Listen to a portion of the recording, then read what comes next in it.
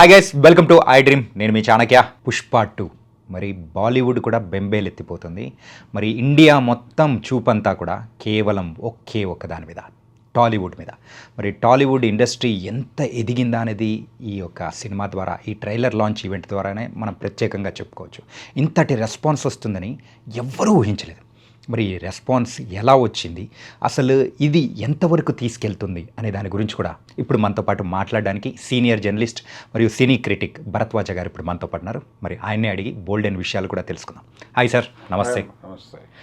సింపుల్గా ఒక థంబ్నెయిల్ పెట్టాలంటే బెంబేలెత్తుతున్న బాలీవుడ్ పుష్ప 2 ఒక క్రేజ్ని చూసి. నిన్న జరిగిన ఈవెంట్ ఇలాంటి ఈవెంట్ కూడా కాదు. పుష్ప 2 ట్రైలర్ లాంచ్ ఈవెంట్కి 12 లక్షల మంది పైగా, అది కూడా మన తెలుగు స్టేట్స్లో కూడా కాదు, ఎక్కడో పాట్నాలో షారూఖ్ ఖాన్ ఈవెంట్ జరిగింది. ఇది కొన్ని సంవత్సరాల క్రితం. ఆ తర్వాత అన్ని సంవత్సరాల తర్వాత మళ్ళీ జరగడం పుష్ప 2నే. ఇలాంటి క్రేజ్ మన ఒక తెలుగు ఇండస్ట్రీకే ఒక గర్వకారణంగా అనిపిస్తుంది. దీని గురించి మీరేమంటారు? అంటే మనం ఈ మధ్య తెలుగు సినిమాలకు సంబంధించినటువంటి ఈవెంట్స్ బాంబేలో జరిగినాయి కానీ బాంబే దాటి జరగటం అనేది లక్నోలో జరిగింది మొన్న ఒక ఈవెంట్. Game changer. తర్వాత ఇది పాట్నాలో జరిగిన ఈవెంట్ బీభత్సమైన స్థాయిలో జరిగింది. ఈ బీభత్సం అనేది వాళ్ళు ట్రైలర్లో కూడా చూపించారు. ట్రైలర్ కూడా అదే రేంజ్లో ఉంది. ట్రైలర్ ఏ రేంజ్లో ఉందో సినిమా మీద ఎక్స్పెక్టేషన్స్ ఆ రేంజ్లో ఉన్నాయి. సో ఆ ఎక్స్పెక్టేషన్స్ని మీట్ అయ్యేలాగా ఈవెంట్ జరిగింది. కాబట్టి ఇవన్నీ మ్యాచింగ్ అయిపోయి రేపు ఏ మ్యాజిక్ ఫిగర్ని అది బయటకు తీసుకొస్తుంది అనేటువంటి విషయంలో భయపడుతున్నారు. ఇందాక మీరు అన్నారు బాలీవుడ్ బెంబేలెత్తుతోంది అని. బాలీవుడ్ బెంబేలెత్తుతోంది ఆ ఫిగర్స్ గురించి. ఓకే, ఇప్పటికే ఆల్రెడీ ఒక 1500 కోట్లతో ఒక మార్క్ సెట్ చేసి ఉన్నారు అక్కడ. ఏది? రాజమౌళి అండ్ ప్రభాస్. బాహుబలి. ఇప్పుడు రాజమౌళి, బాహుబలి, ప్రభాస్, దీన్ని సుకుమార్, పుష్ప, బన్నీ అనేది రీప్లేస్ చేస్తుందా అనేది చర్చ. అంటే ఇక్కడి నుంచి ఆ సినిమా, అందులో ఒక డైలాగ్ ఉంది. ఈ మధ్యకాలంలో బాగా పాపులర్ అయినటువంటి బన్నీ డైలాగ్, అది అన్స్టాపబుల్లో. అంటే ఎవరు పోటీ అనుకుంటున్నావు నువ్వు అని అడిగాడు ఆయన, బాలకృష్ణ గారు. అడిగితే దానికి ఈయన లేదు నాకు నేనే పోటీ, నాతో నాకే పోటీ అన్న లెవెల్లో ఒక డైలాగ్ వేసాడు. అవును. సో ఇప్పుడు ఈ డైలాగ్ని ఇక్కడికి పట్టుకొస్తాయి, ఈ సీన్లోకి పట్టుకొస్తే ఈ సినిమాతో ఒక కొత్త బెంచ్ మార్క్ సెట్ చేసేటువంటి ప్రయత్నంలో మాత్రమే కాదు, తన పాన్ ఇండియా మార్కెట్ని స్థిరీకరించుకునే పనిలో ఉన్నాడు ఆయన, బన్నీ. ఆ స్థిరీకరణ జరిగితే దానికోసం సుకుమార్ కూడా వెయిటింగ్. సో రాజమౌళితో సంబంధం లేకుండా పాన్ ఇండియా మార్కెట్లోకి ఎంటర్ కావడం మాత్రమే కాదు, అంటే ఇప్పటివరకు ఎంటర్ అయిన వాళ్ళందరూ రాజమౌళి చేపట్టుకుని వెళ్ళిన వాళ్ళే పాన్ ఇండియా మార్కెట్లోకి. రామ్ చరణ్ కావచ్చు, ఎన్టీఆర్ కావచ్చు, ప్రభాస్ కావచ్చు. రాజమౌళితో సంబంధం లేకుండా అక్కడికి ఎంటర్ అయ్యి దాంతోపాటు గ్లోబల్ మార్కెట్లోకి ఎంటర్ అయ్యేటువంటి ఒక ప్రయత్నం చేసినటువంటి హీరోగా బన్నీ ఒక రికార్డు క్రియేట్ చేయబోతున్నాడు. ఆల్రెడీ పుష్ప 1తో ఒక రికార్డు క్రియేట్ చేశాడు అతను. ఏది? మొదటి జాతీయ ఉత్తమ నటుడు పురస్కారం అందుకుని.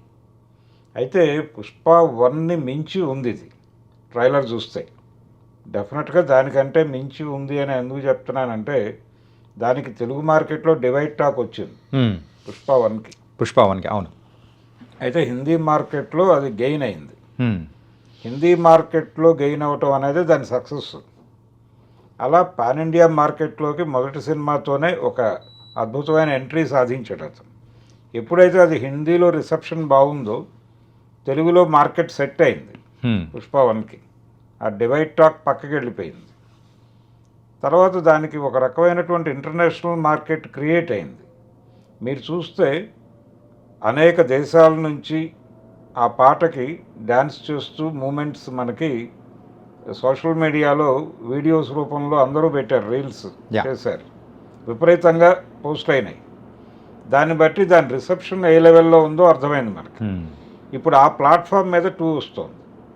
కాబట్టి అవన్నీ రెక్టిఫై చేసుకుని వచ్చాడు ఆయన సుకుమార్. అంటే పార్ట్ 1 మీద వచ్చినటువంటి ఈ డివైడ్ టాక్ దగ్గర నుంచి మొదలు పెడితే ప్రతిదీ చూసుకుని దాన్ని అటువంటి ఇబ్బందులు ఇందులో రాకూడదు అనేది సెట్ చేసుకుని దానికి టైం తీసుకున్నాడు. అది ఇంత కష్టపడుతున్నాడు ఇతను, ఏమిటి ఏ లెవెల్లో ఉండబోతోంది అనేటువంటి రకరకాల సందేహాలకి సమాధానం చెప్పింది అది ట్రైలర్. ఇంతకుముందు టీజర్లు వదిలేరు వాళ్ళు, అవేవి కూడా ఈ లెవెల్ ప్రామిసింగ్గా లేవు. కానీ నిన్న పాట్నాలో వాళ్ళు అన్ని లక్షల మంది మధ్య రిలీజ్ చేసినటువంటి ట్రైలర్ ఆ ఈవెంట్కి ఏమాత్రమూ తగ్గలేదు. అది నిజంగా ఏమాత్రమూ తగ్గలేదు. అది డెఫినెట్గా ప్రవోకింగ్గా ఉంది, చాలా రెచ్చగొట్టే విధంగా ఉంది. ఈ సినిమా తక్షణం చూడాలనేటువంటి ఒక మూడ్ క్రియేట్ చేసేదిగా ఉంది. అది దాని success. So Allu Arjun conquer చేయబోతున్నాడు అనే ఒక కాన్ఫిడెన్స్ని ఇచ్చింది ఫ్యాన్స్కి మాత్రమే కాదు, ఆడియన్స్కి కూడా.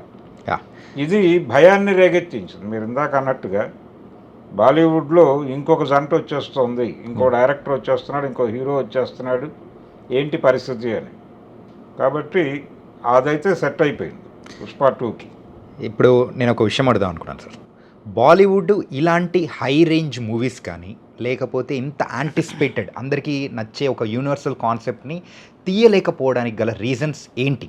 అక్కడ మనం సక్సెస్ కావడానికి గల రీజన్స్ ఏంటి? అంటే వాళ్ళు చేశారు కదా గతంలో, కానీ అందరికీ నచ్చలేదు కదా. ఎందుకు నచ్చలేదు? డాన్ సినిమా తెలుగు రాష్ట్రాల్లో మచిలీపట్నం లాంటి చోట్ల కూడా 100 రోజులు ఆడింది కదా. అది ఒకప్పుడు, కానీ ఇప్పుడే ఆడింది కదా. ఆడింది, వాళ్ళ మ్యాజిక్ వర్కౌట్ అయింది ఇక్కడ కూడా. ఈవెన్ హీరో సినిమా ఏది సుభాష్ గై హీరో కూడా ఇక్కడ 100 days సెలబ్రేషన్ చేసుకుంది కదా. దాని తర్వాత విక్రమన్ చేశారు తెలుగులో, కానీ ఆ సినిమా 100 days సెంటర్లు ఉన్నాయి ఉమ్మడి ఆంధ్రప్రదేశ్లో. కాబట్టి హిందీ సినిమాని మన వాళ్ళు చూడలేదు అనేది కరెక్ట్ కాదు, కానీ వాళ్ళు జాతీయ మార్కెట్ని రూల్ చేశారు ఒకప్పుడు. అదే వాళ్ళ స్ట్రాంగ్ పాయింట్ కదా. అంటే తెలుగు సినిమా తెలుగు మార్కెట్ వరకే పరిమితమై ఉంది అప్పుడు. హిందీ సినిమాకి నేషనల్ మార్కెట్ ఉంది, దీంతోపాటు వాళ్ళకి అబ్రాడ్ మార్కెట్ కూడా ఉండేది. అలాగే తమిళ సినిమాకి సౌత్ మార్కెట్ ఉండేది, తెలుగు సినిమాకి కేవలం తెలుగు మార్కెట్టే ఉండేది. అందుకనే ఎన్టీ రామారావు గారికి ఇచ్చే రెమ్యూనరేషన్ కన్నా ఎంజీఆర్కి ఇచ్చే రెమ్యూనరేషన్ ఎక్కువ ఉండేది. ఎంజీఆర్కి ఇచ్చే రెమ్యూనరేషన్ కన్నా అమితాబ్కి ఇచ్చే రెమ్యూనరేషన్ ఇంకా ఎక్కువ ఉండేది. ఈ రెమ్యూనరేషన్ డిసైడ్ చేసింది మార్కెటే. తెలుగు సినిమా తెలుగు రాష్ట్రాల నుంచి బయటకు వెళ్ళటం అనేది మొదలైంది ఎన్టీఆర్తో. ఏ సినిమా అది?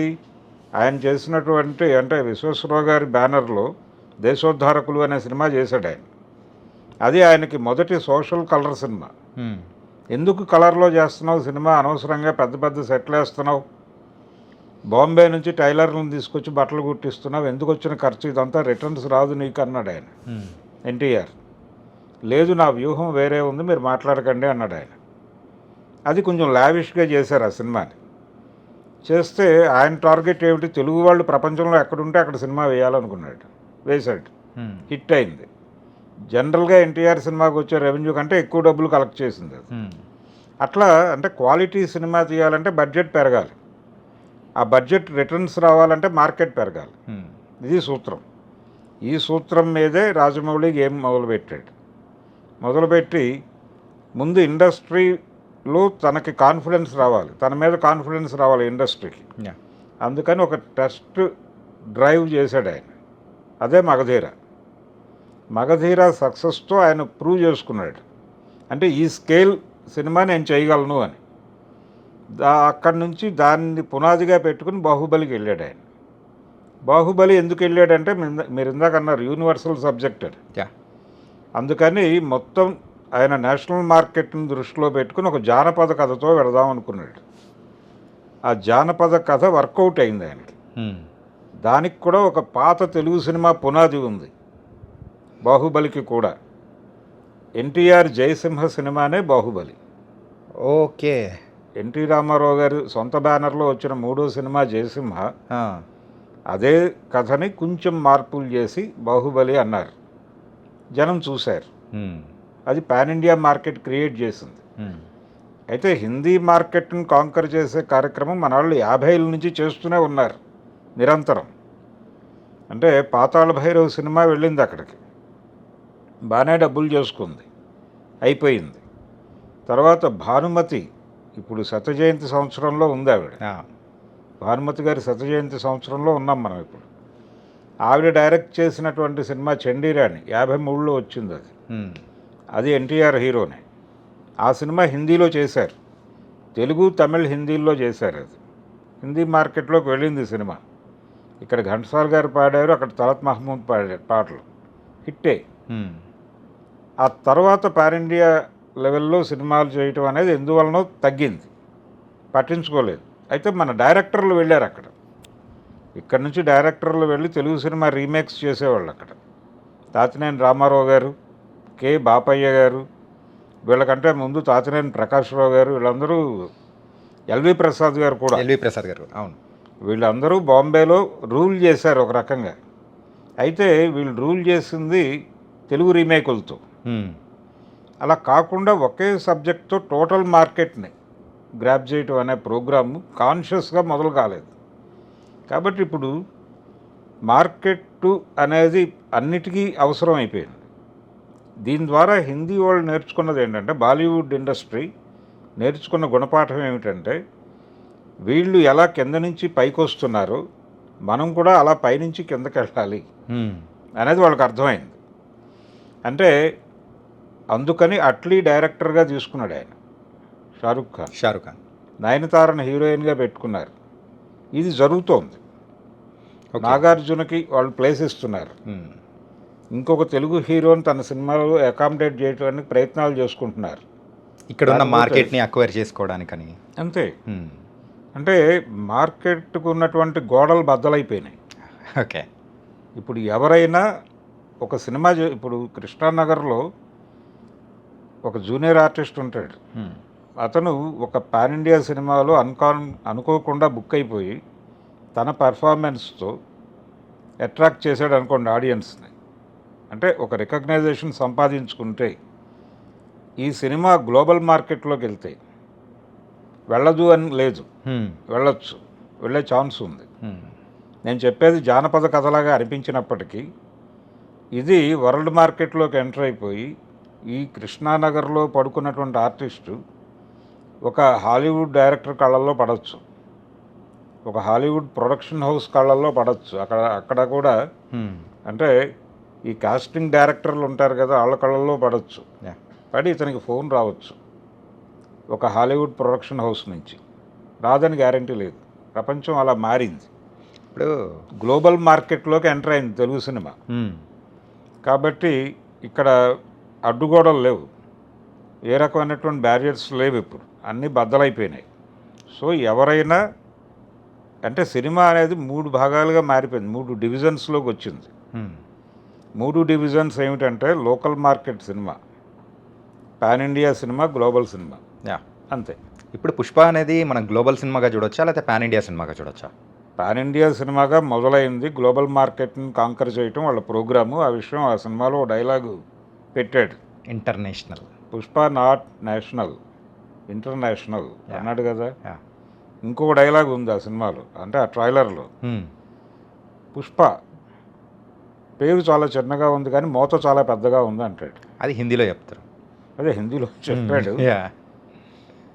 దాని జిస్ట్ ఏమిటి, పుష్ప అనే పేరు చిన్నగా ఉంది కానీ మోత చాలా పెద్దది, అది పెద్దగా మూగేటట్టే కనిపిస్తోంది, పెద్ద మోతతో రాబోతోంది అనే ప్రామిస్ ఉంది. దానిలో ఇంకొక డైలాగ్ ఉంది ట్రైలర్లో, పుష్ప అనేది కేవలం పేరు కాదు, బ్రాండ్ అని. అది బ్రాండ్గా మారిపోయింది ఆల్రెడీ. ఓకే. అని ఈ బ్రాండ్గా మారటం అనేది గ్లోబల్ లెవెల్లో జరిగింది అనేది మనకి రీల్స్లో చూసాం మనం. సౌత్ ఆఫ్రికా నుంచి ఎవరో రీల్ చేశారు ఆ పాటకి డ్యాన్స్ చేస్తూ, అంటే అతని స్టైల్లో ఆ చూపే బంగారమయ్యే పాట ఉంది కదా, దానికి డ్యాన్స్ చేస్తూ ఒక సౌత్ ఆఫ్రికా నుంచి ఒక రీల్ పోస్ట్ అయింది సోషల్ మీడియా, ఇన్స్టాలో. ఏం చెప్పాలి, ఆ సినిమా రీచ్ అయింది. సో ఆ ప్లాట్ఫామ్ మీద, అంటే అది క్రియేట్ చేసినటువంటి ప్లాట్ఫామ్ మీదకి దీన్ని తీసుకెళ్తున్నారు వీళ్ళు. ఓకే. పుష్ప 2ని. సో ఇప్పుడు వాళ్ళు కూడా ఆ ప్రయత్నాల్లో ఉన్నారు. హాలీవుడ్ ఆ ప్రయత్నంలో ఉంది, బాలీవుడ్ ఆ ప్రయత్నంలో ఉంది. అంటే ప్రతి ఏరియాని మనం దృష్టిలో పెట్టుకోవాలి. స్క్రిప్ట్ డిజైనింగ్లోనే ప్రతి మార్కెట్ని మనం గౌరవించాలి యా అనేది మొదలైంది. ఆ మొదలైన ప్రభావం చూస్తున్నాం. ఇంతకుముందు ఒక హాలీవుడ్ సినిమాగానే రూల్ చేసేది. ఒక బాలీవుడ్ సినిమాగానే రూల్ చేయగలిగేది. ఇప్పుడు ఆ పరిస్థితి లేదు. ఎవరైనా ఎక్కడి నుంచి అయినా ఎక్కడికైనా వెళ్ళొచ్చు. కన్నడ ఇండస్ట్రీ నుంచి అద్భుతమైన సినిమాలు వచ్చినాయి కదా.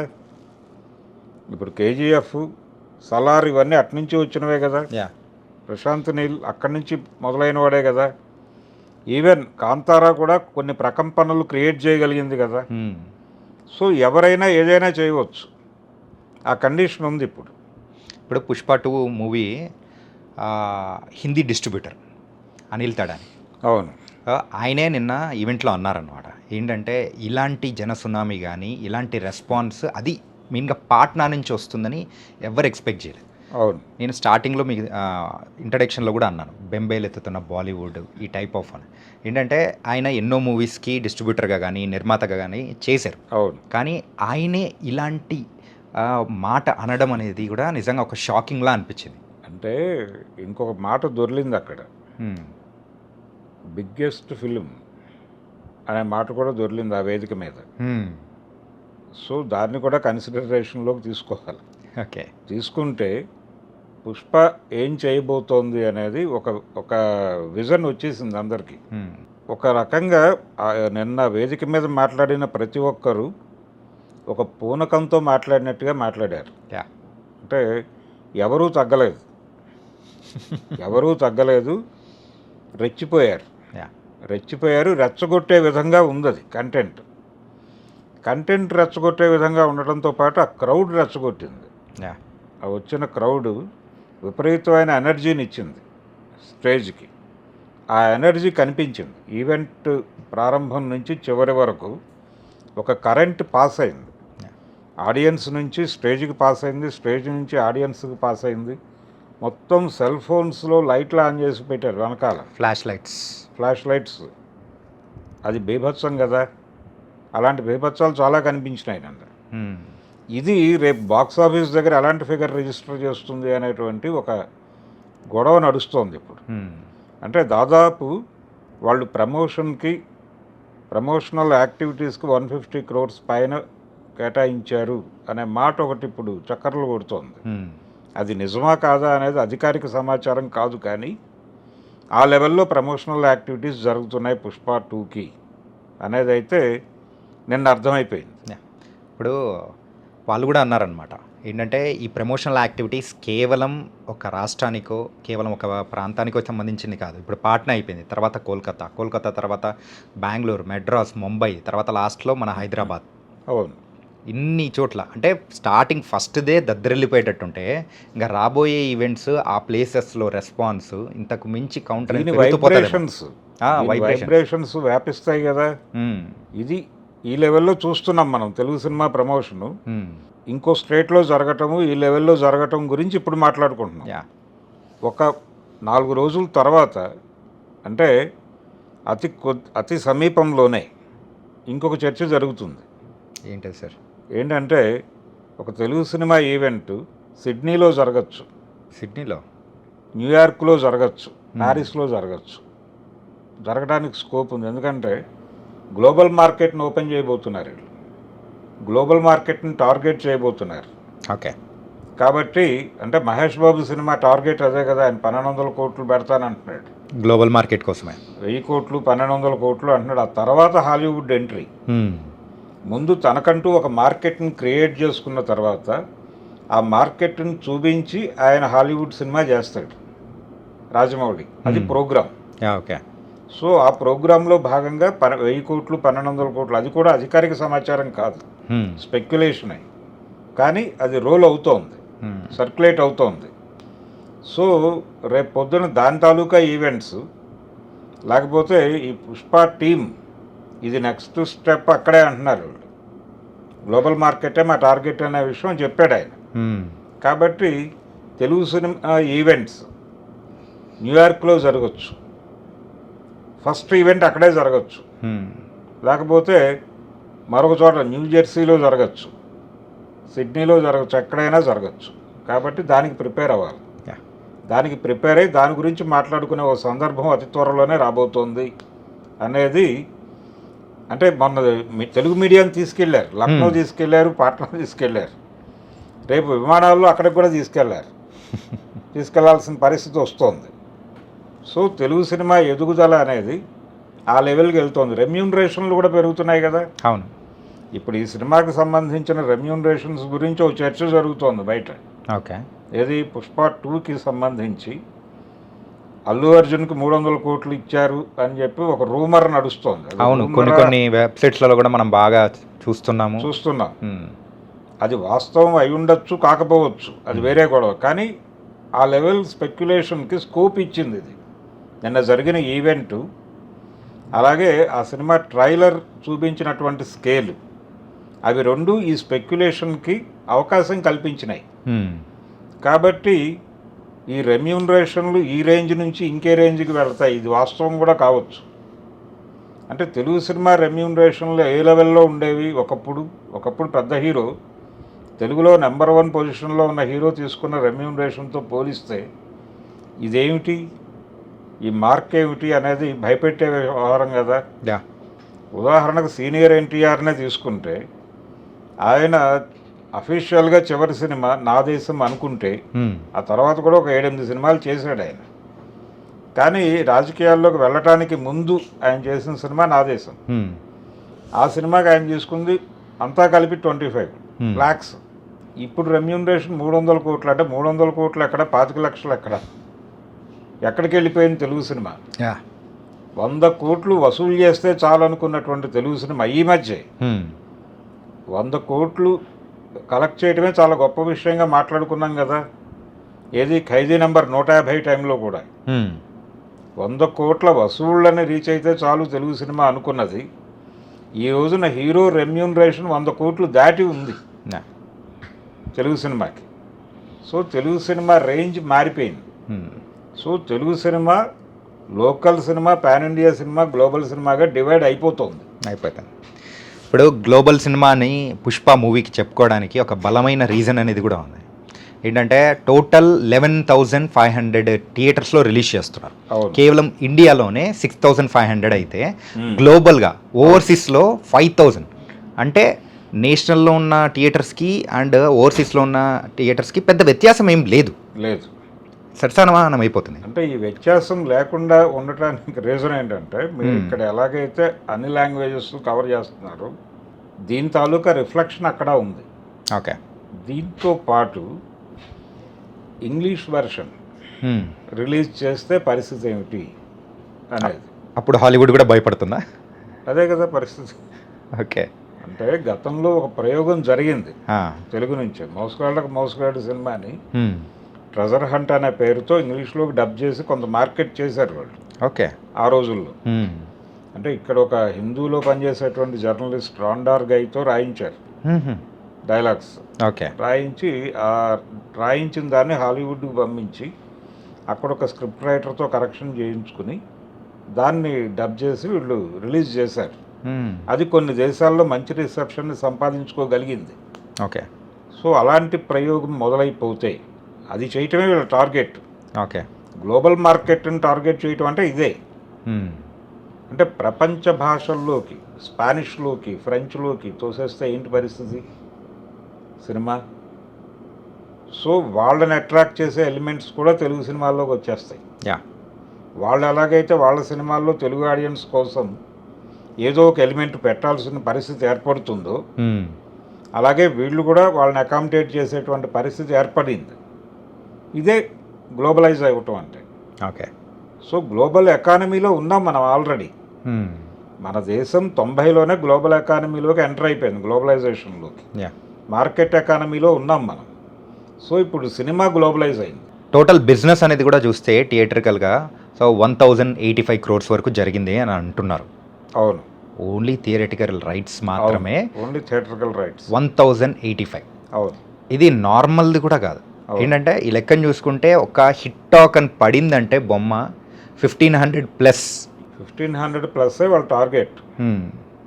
అంటే ఆ 1500ని చెదరగొట్టాలి అనేది ప్రోగ్రామ్.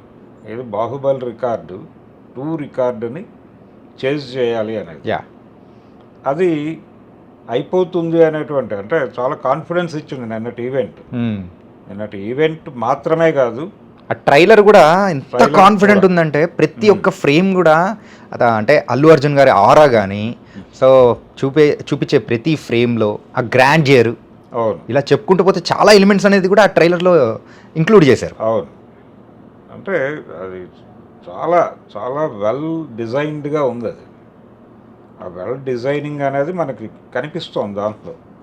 సో ఇది డెఫినెట్గా కాంకర్ చేయబోతున్నారు వీళ్ళు అనే కాన్ఫిడెన్స్ని ఇచ్చింది అది. యా సో పుష్ప రూల్ అన్నాడు ఆయన. ఆ రూల్ మొదలవబోతుంది డిసెంబర్ 5వ తారీఖు నుంచి. యా సో ఫైనల్గా సార్ మీ అంచనాలకు తగ్గట్టు ఒక సినీ క్రిటిక్గా ఫస్ట్ డే కలెక్షన్స్ అంచనా ఎంత ఉండే అవకాశాలు ఉంటాయి? ఇప్పుడు ఏదైతే బెంచ్ మార్క్ అంటున్నారో ఈ బెంచ్ మార్కులు అన్నీ చెదిరిపోతాయండి. ఫిగర్స్ చెప్పను కానీ ఈ బెంచ్ మార్క్ ఇప్పుడైతే ఏదైతే గ్లోబల్ లెవెల్లో, అంటే ఓవర్సీస్ మార్కెట్, మొన్న మనం దేవర సినిమా చూసాం. దేవర సినిమా ఇది అబ్రాడ్లో మంచి ఓపెనింగ్తో మొదలైంది, దాన్ని బీట్ చేస్తుంది ఇది. ఓకే ఆల్రెడీ మొదలైపోయింది, ఆల్రెడీ నిన్న రాత్రికి వార్తే క్రాస్ అయిపోతుంది అని. యా కాబట్టి హిందీ మార్కెట్లో రిసెప్షన్ బాగాలేదు దేవరికి, దీనికి హిందీ మార్కెట్లో రిసెప్షన్ అద్భుతంగా ఉంది. సో ఇవి అన్నీ కౌంట్ అయ్యాయి. ఇప్పుడు మీరు ఇందాక చెప్పినటువంటి ఫిగర్ ఈ 1000 crore క్రాస్ అయింది అనేది. కాబట్టి థియేట్రికల్ బిజినెస్ అద్భుతంగా ఉండే ఛాన్స్ అయితే ఉంది దీనికి. ఓకే ఫస్ట్ డే కలెక్షన్స్ మాత్రమే కాదు, రన్ బాగుంటుంది ఈ సినిమాకి. రన్ బాగుంటుంది అనే కాన్ఫిడెన్స్ రావడానికి కారణం ఏంటంటే ఈ సినిమా ఈ ట్రైలర్లో వాళ్ళు రష్మికని పోర్ట్రేట్ చేసినటువంటి పద్ధతి, ఆ కాన్వర్జేషను, అలాగే వైఫ్ గురించి తన ఒక ఒపీనియన్ చెప్తాడు ఆయన. యా ఈ ఎలిమెంట్స్ ఇవి సినిమా రన్ని కనెక్ట్ చేసేటువంటి ఎలిమెంట్స్ ఇవి. సో ఇది డెఫినెట్గా కాంకర్ చేయబోతోంది అనేది కనిపించింది ఓకే ట్రైలర్లో. చూద్దాం ఏ లెవెల్ ఫిగర్స్ వస్తాయి. ఓకే సార్ బిగ్గెస్ట్ సినిమా అని ఒక మాట దొరికింది అన్నాను నేను. అవునవును. ఆ బిగ్గెస్ట్ సినిమా అనేది బాక్స్ ఆఫీస్ దగ్గర కూడా కౌంట్ అవ్వబోతోంది. Thank you so much sir. Thank you guys, మరి పుష్పగాడి రూల్ మొదలవబోతుంది. పుష్ప అనుకుంటే కేవలం ఫ్లవర్ అనుకుంటుందా? కాదు, ఫైర్, వరల్డ్ ఫైర్. అక్కడ వైల్డ్ ఫైర్ అన్నాడు కానీ వరల్డ్ ఫైర్ మాత్రం సృష్టించబోతున్నాడు. అది కూడా December 5th నుంచి. మరో ఇంటర్వ్యూతో మళ్ళీ కలుద్దాం. అంతవరకు take care. This is your Chanakya.